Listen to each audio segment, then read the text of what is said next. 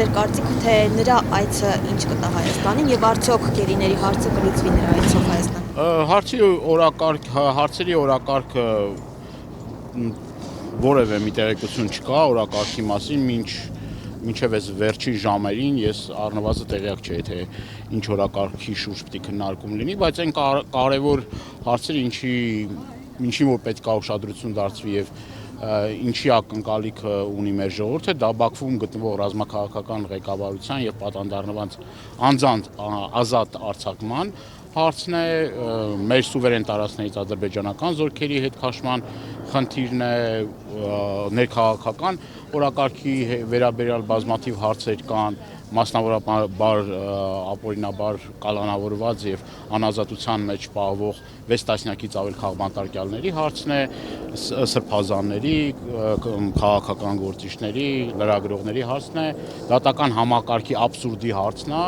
որը նորից էլի բավականին խնդրահարություն։ Եկեղեցու դեմ արշավի, եկեղեցու դեմ սանձազերծված պատերազմի հետ կապված հարցն է, ես նաեւ առավոտյան աչքովս ընկա, որ որոշակի իմ տեղեկություններով նաև որոշակի խնդիրներ է ստեղծվել Ծիծեռնակաբերդ այցելելու աննախադեպ մի բան է տեղի ունեցել, չգիտեմ այդ լուրերը կհաստատվեն թե չէ, որ Ծիծեռնակաբերդ այց տեղի չի ունենալու եւ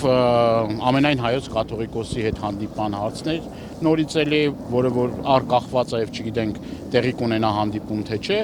եւ այլ հարցեր կան, որոնք որ այդ խաղաղության գործընթաց կոչվածի հետ կապված հարցեր կան եւ բազմաթիվ այլ մտահոգիչ հարցեր էլ կան եւ տեսնենք